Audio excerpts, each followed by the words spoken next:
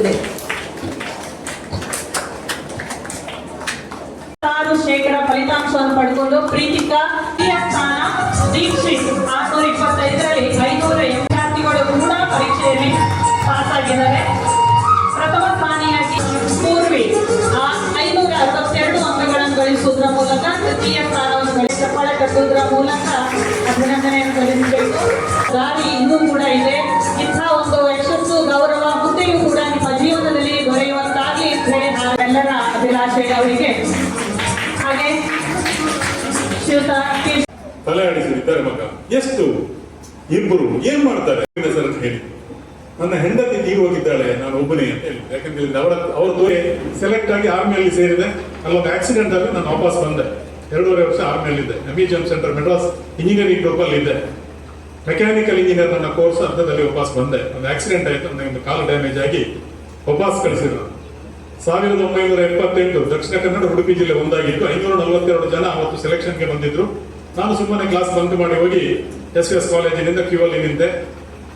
On the spot 4 ಜನ select ಆದ್ರು. ಒಟ್ಟಿಗೆ 11 ಜನ, 542ರಲ್ಲಿ 11 ಜನ ಸೆಲೆಕ್ಟ್ ಆದ್ರು. ಆನ್ ದ ಸ್ಪಾಟ್ 4 ಜನ, 4ರಲ್ಲಿ ನಾನು ಒಂದು. ಹಾಗೆ ನಾನು ಅಲ್ಲಿ ಹೋಗಿ 2.5 ವರ್ಷ ಅಲ್ಲಿದ್ದು ವಾಪಸ್ ಬಂದೆ. ನನ್ನನ್ನು ರಿಜೆಕ್ಟ್ ಮಾಡಿದ್ರು, ವಾಪಸ್ ಬಂದೆ. ನಿಮ್ಮಷ್ಟು ನಾನು ನಿಮ್ಮಷ್ಟು ಕಲಿತಿದ್ದೇನೆ, ತುಂಬಾ ಕಲಿಯಲಿಲ್ಲ, ವಿದ್ಯಾವಂತನಲ್ಲ, ನಾನು ಭಾರಿ ದೊಡ್ಡ ಬುದ್ಧಿವಂತನಲ್ಲ. ಆದ್ರೆ ಬದುಕು ಏನು ಅಂತ ನನ್ನಾಗೆ ಅರ್ಥ ಮಾಡಿಕೊಂಡವರು ಬಹಳ ಕಡಿಮೆ ಜನ ಇರ್ಬೋದು. ಯಾಕೆಂತಂದ್ರೆ ನಾನು ಬಹಳ ಗ್ರಾಮೀಣ ಪ್ರದೇಶದಿಂದ ಮತ್ತು ಅಷ್ಟೇ ಬಡತನದಿಂದ, ಒಂದು ಹೊತ್ತಿನ ಊಟಕ್ಕೂ ಗತಿ ಇಲ್ಲದೆ ಹಸಿವೆ ಏನು ಅಂತ ಗೊತ್ತಿದ್ದವ ನಾನು. ಇವತ್ತು ನೀವೆಲ್ಲ ನನ್ನನ್ನು ದೊಡ್ಡ ಜನ, ಶಾಸಕರು, MLA ಅಂತ ಹೇಳ್ಬೋದು. ಆದ್ರೆ ನಾನು ಯಾವತ್ತೂ ದೊಡ್ಡ ಜನನೇ ಅಲ್ಲ. ಮತ್ತೆ ತಂದೆ ತಾಯಿಗಳು ಮಾಡಿದ ಪುಣ್ಯ, ಭೂಮಿಗೆ ಜನನಾದಾಗ ನನ್ನ ತಲೆಯಲ್ಲಿ ಬರೆದಂತ ದೇವರು ಬರೆದ ಅದೃಷ್ಟದ ರೇಖೆ, ಅದರಿಂದ ನಾನು ಇವತ್ತು ಶಾಸಕನಾಗಿದ್ದೇನೆ ಹೊರತು ಅದು ಸಹ ನಾನು ಶಾಸಕ ಅಂತಲ್ಲ.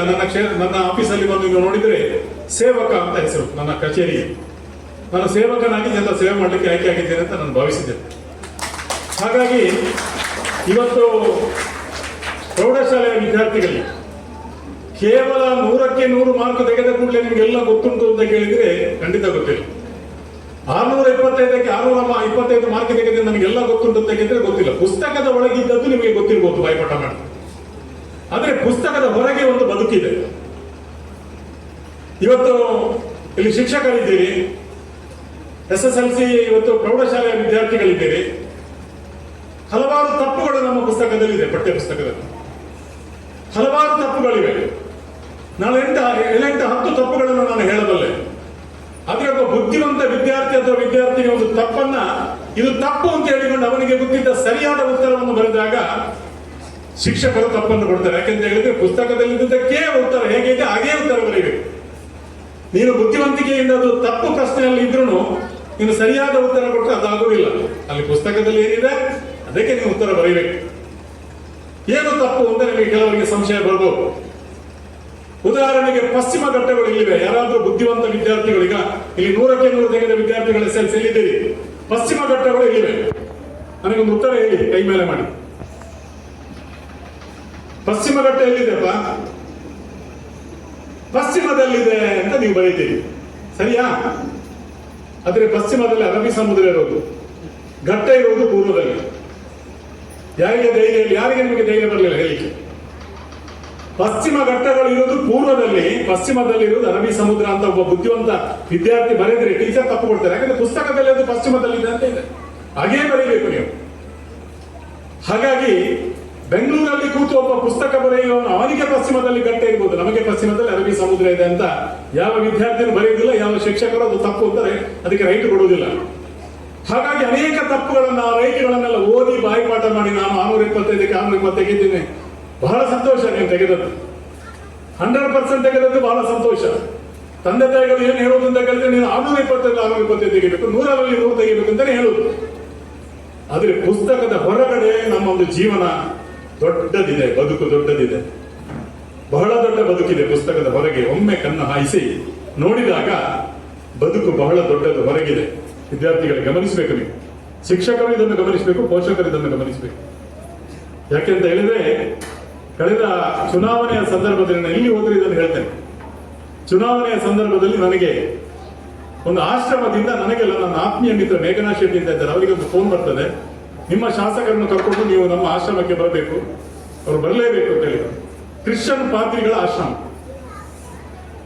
ಅವರು ನನ್ನ ಹತ್ರ ಹೇಳ್ತಾರೆ, ನನಗೆ ನಗೆ ಬಂತು, ಯಾಕೆ ನಾವು ಆಶ್ರಮಕ್ಕೆ ಹೋಗ್ಬೇಕು, ಕ್ರಿಶ್ಚಿಯನ್ ಪಾದ್ರಿಗಳ ಆಶ್ರಮ ಅಂತ ಹೇಳ್ತೀವಿ, ಯಾಕೆ ಹೋಗ್ಬೇಕು, ಇಲ್ಲೆಲ್ಲ ಕರೆದಿದ್ರೆ ಹೋಗ್ಲೇಬೇಕು ಅಂತ. ಚುನಾವಣೆ ಸಂದರ್ಭ ಅನಿವಾರ್ಯ ನಾನು ಹೋದೆ.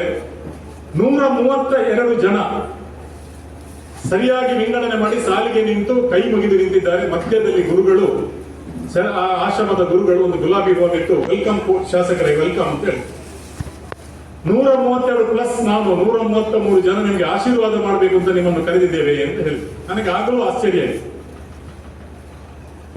ಆಯ್ತು ಗುರುಗಳೇ ಅಂತ ಹೇಳಿದೆ. ಯಾಕೆ ಗೊತ್ತಾ ಅಂತ ಹೇಳಿ, ಗೊತ್ತಿಲ್ಲ ಅಂತ ಹೇಳಿದೆ. ಆ 132ರಲ್ಲಿ 18 ವರ್ಷ, 17 ವರ್ಷ, 20 ವರ್ಷ, 30 ವರ್ಷ, 95 ವರ್ಷದವರೆಗಿನಂತ ಹಿರಿಯರು ಸಹ ಇದ್ರು. 17, 18, 19, 20ನವರು ಯಾರು ಅಂತ ಹೇಳಿದ್ರೆ ಮಾನಸಿಕವಾಗಿ ನೊಂದವರು, ಸ್ವಲ್ಪ ಮಾನಸಿಕವಾಗಿ ಸಮಸ್ಯೆ ಇರುವವರು, ಬೇರೆ ಬೇರೆ ರೀತಿಯವರು ಅಲ್ಲಿದ್ದರು. ಕಳೆದ ಕೊರೋನಾ ಸಂದರ್ಭದಲ್ಲಿ ನಮಗೆ ರೇಷನ್ ಬರುವುದು ಒಮ್ಮಿಂದ ಮೇಲೆ ನಿಂತು ಇತ್ತು ಶಾಸಕರೇ. ನಮಗೆ ಏನು ದಿಕ್ಕೆ ಚೋಟದಾಯಿತು.